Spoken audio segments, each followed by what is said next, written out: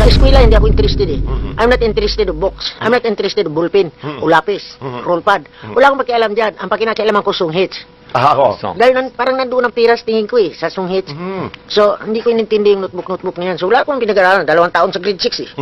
Sabi ng father ko, you better go and get study and get your degree. Baka hindi degree makuha ko, 3rd degree makuha ko dyan. Dahil mahaba yung eskwela. Natapos ka na sa high school, sa elementary, mayroon pa palang first year, second year, third year, fourth year. Uy, hindi tayo pwede niyan. Masyadong mahaba. Ang utak ko, hindi doon tumakbo eh. Tumakbo ang utak ko sa mga litra ng kanta. Ng kanta. So, yun ang hinanap ko. Tapos, umuwi ka. Paano? Bumalik ka ulit? Ako, ito namang father ko na, pero doon pa tayo na ano siya talaga halasanisyo na mag-asawa ako ng itim, naghanap naman ng negro sa Cebu. Kinaasawa sa akin. Batang-bata pa, only 19. Pinakasal niya ako, akala ko laro-laro lang yun, totoo na pala yung kasal na yun. Tapos punta na ako sa Cebu hanggang sa nanganak na ako ng 2. Tapos, nung nakalimutan ko yung panganak ko Tapos, tagal na kasi. Tagal na kasi, no? Tagal kasi, nakalimutan. So, 2 na anak mo doon? 2 na sila eh. Si Isaac at saka si Ana. Tapos, hindi, nakasal na ako noon, nakasal na. Tapos, nanganak na ako. Tapos, hindi pa rin ako kontento, hinapan ko pa rin yung singing. Sabi ko, lalayas talaga ako sa araw. Binitbit ko yung anak ko, balik sa amin. Balik ako ng kanta, punta ako sa Bacolod. Doon ko nakilala yung mga mayaman. Sila Lacson, sila Araneta, sila Yolo, Malisares, yan. Villanueva, yung mga mayaman talaga. Yun, nagkanta ako sa kanilang sugalan doon. Yun, nakilala nila ako doon. Tapos, hindi pa rin yung hinahanap ko. Gusto ko talaga na yung mailabas yung pangalan kong Elizabeth Ramsey, yung hinahanap ko. Una to. Gusto mo sumikat? Pagbunta ko dito, siyempre, buntis ako. Dahil, siyempre, pag dumaan, ako, nung araw, 1 hit lang ako, that's it. Okay.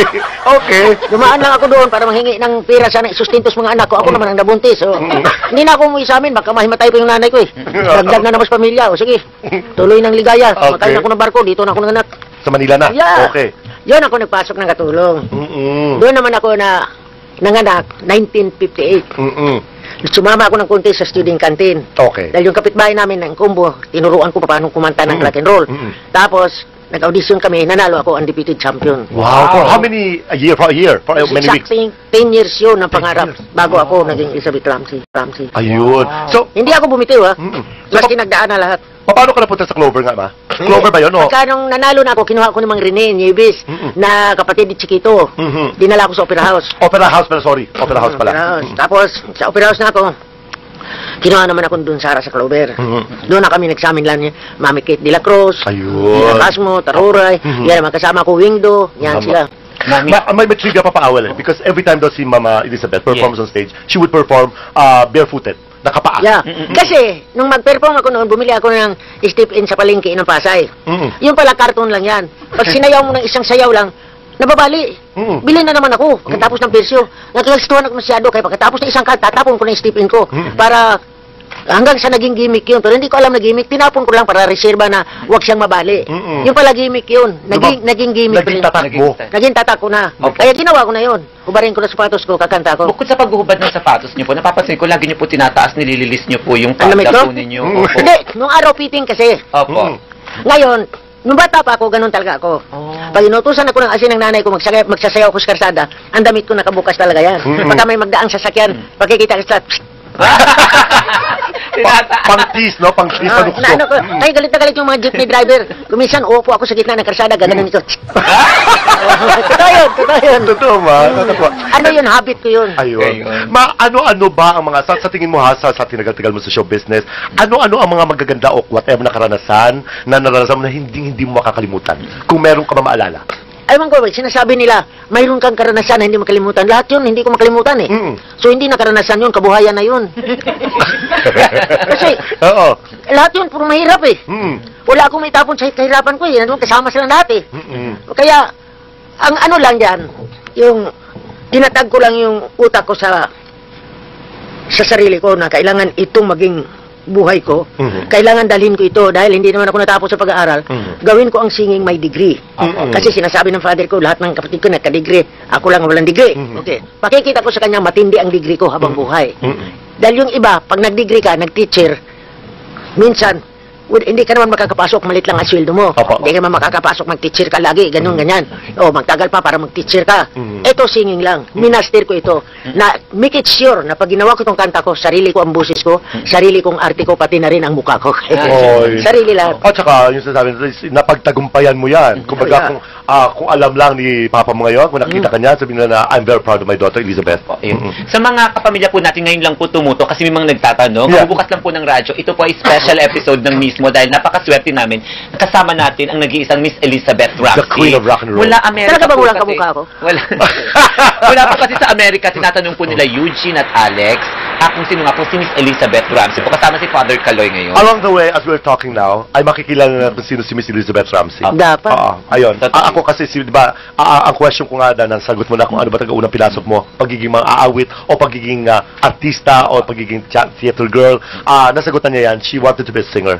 At nakilala siya. Kailang kauna nabigyan ng break bilang mga aawit para masabi mong it was your Student biggest break? canteen. Student canteen. When you won. Nung When undisputed I winner won. pa. Isa dito sa Maynila. Pero nung nasa sa Negros pa ako, talagang band singer na ako. I was only 16. Kailangan kumita ako kay piso, 2 piso para sa gamot ng nanay ko. Oo Yun nga, talaga. eh.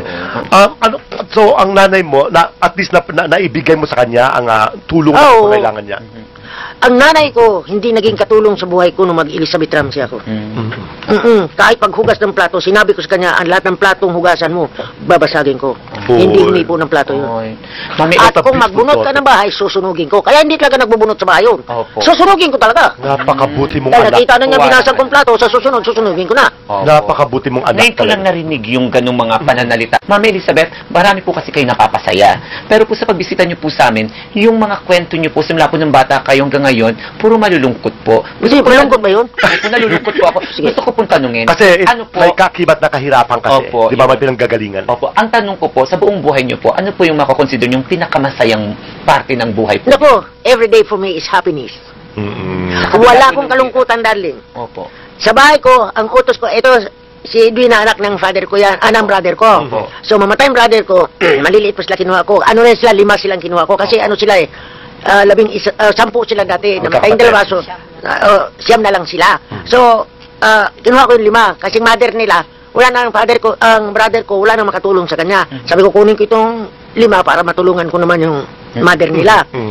So, may rules and regulation talaga ako. Sa bahay namin, kahit pag nag-ulam kami ng tuyo o ano man ang ulam namin, at saka bawal sa pamilya kong magkapitbahay. Allergic ako sa pangkapitbahay. Yung kapitbahay ko, just tinitirahan ko, na isang bahay dyan, one time lang ako pumasok talaga. Hindi talaga ako pumupunta sa hindi dahil sa malaking ulo ko. Wala namang ilalaki ulo ko, buhok lang ang malaki dito. Ngayon, ganito lang yan eh. Ito, malaki talagang buhok ko. Ngayon, akin to. Apa. Hindi to higa, akin to. Ngayon, akin to. Akin to. Po. Yes. Eh, babalikan natin si Mama, no? Kasi sabi ko marami. Yeah, programa ninyo to, di ba? Napunta tayo Hindi. ng Turlab eh. Programa mo to. Programa mo to ngayon sa oras na ito. Hindi, ganito marami kasi mga nakakatawang mga nakakatawang kwento tungkol sa iyo na gusto ko marinig kung totoo ito, hindi. Kasi kapag nasa Amerika ka raw, hindi ka ang paborito mo pa rin pagkain ay tuyo. Yes.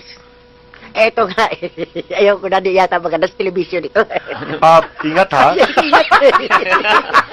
Apo.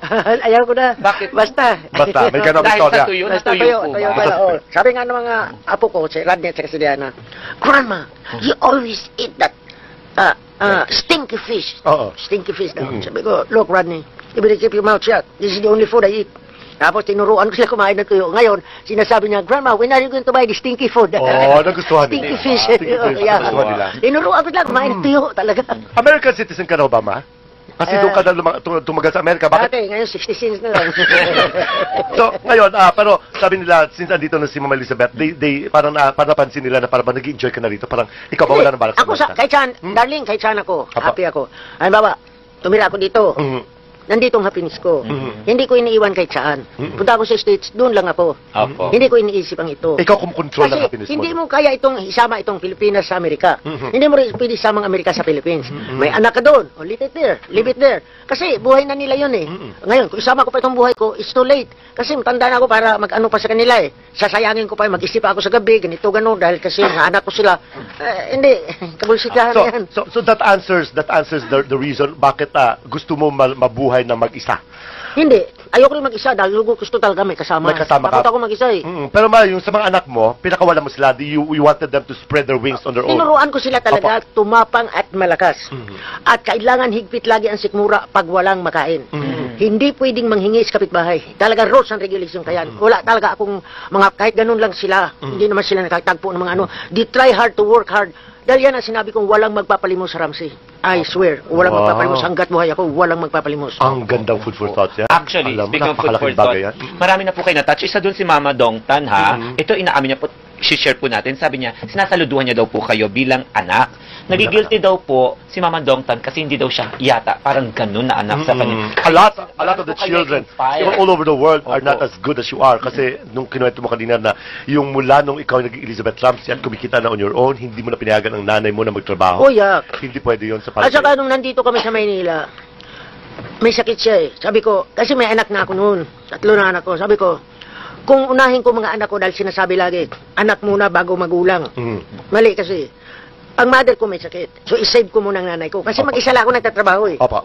Wala naman trabaho sa stepfather ko eh. So, ako lang mag-isa nagtrabaho. Sabi ko, unahin ko muna ang nanay ko. Isusunod ko na lang ang mga anak ko. Dahil mahaba pang buhay nito. Ngayon, kung di ko unahin ang nanay ko, kakainin lahat ng mga anak ko yung ibibigay kong sa gamot. Gamot lang naman. Gamot lang. Sa gamot ng mother ko. Kailangan mas-save ko siya sa sakit niya. Opo. Pero tumagal din siya ng 25 years bago namatay. May naalala ka ba sa sarili mo, Mama Elizabeth, na isang bagay na nais mo sana magawa para sa nanay mo na hindi mo na natupad? Hindi.